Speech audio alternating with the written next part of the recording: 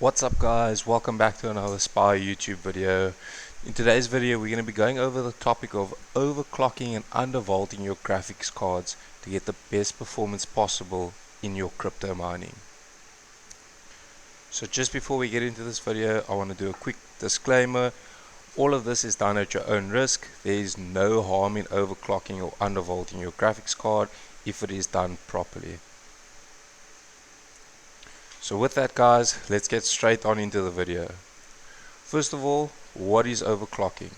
So in simple terms, overclocking is just changing a few settings on your graphics card to get a little extra boost of performance. So when your card is sold to you, it's sold to you at stock levels. There's a little bit of performance that you can get out of your card, and all you need to do is just change a few settings in a program that's called MSI Afterburner, which I'll show you later. And just from that, it's an easy free way just to get a little bit extra performance.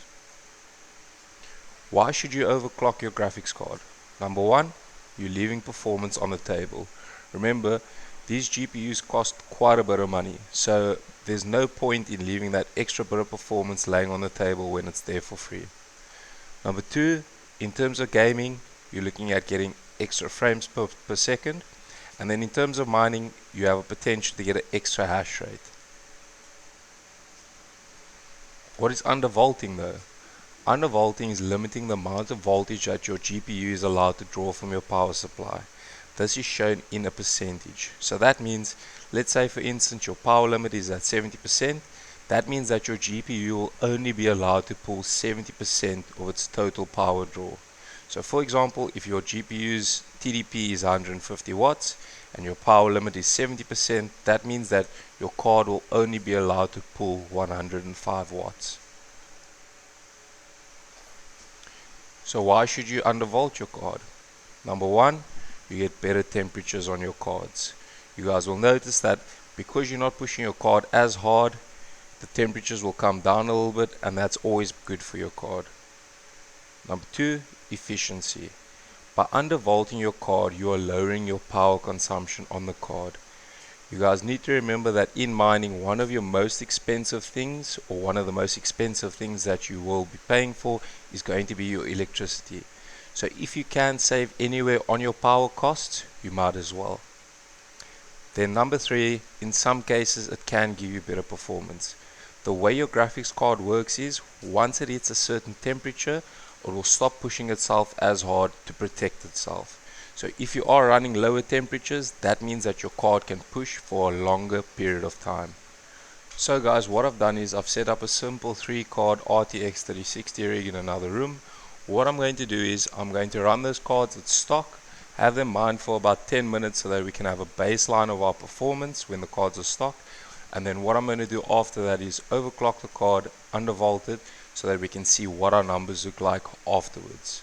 So what I'm going to do is I'm just going to remote into the rig, and what I'm going to do now is I'm just simply going to reset everything to stock speed.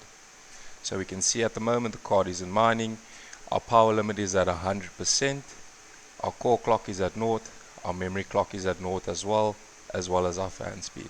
So what I'm going to do is now I'm just going to get this mining on Ethereum for about 10 minutes so that we can get a baseline of our numbers.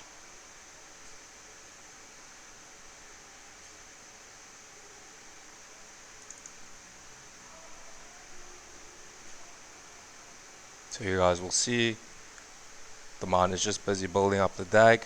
I'm going to let this run for about 10 minutes and then come back and see what our numbers look like. So as you guys can see, the mine has been running for about almost 10 minutes and the cards are getting nice and warm. If we just look through our DAG quickly, we can see over here with our stock speed we're running at about 29 to 30 mega hash. Our temps are looking at about 62 to 67 degrees, and then our power usage is about 150 watts to 155 watts per card.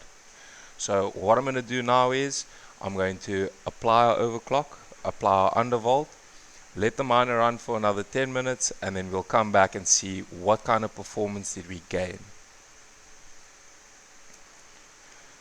So as you guys can see, we're back on our miner at the moment. I've just gone and put in a quick overclock and undervolt So what I've done is I've brought our power limit down to 72%. I've gone minus 150 on our core clock, and I've gone plus 900 on our memory clock.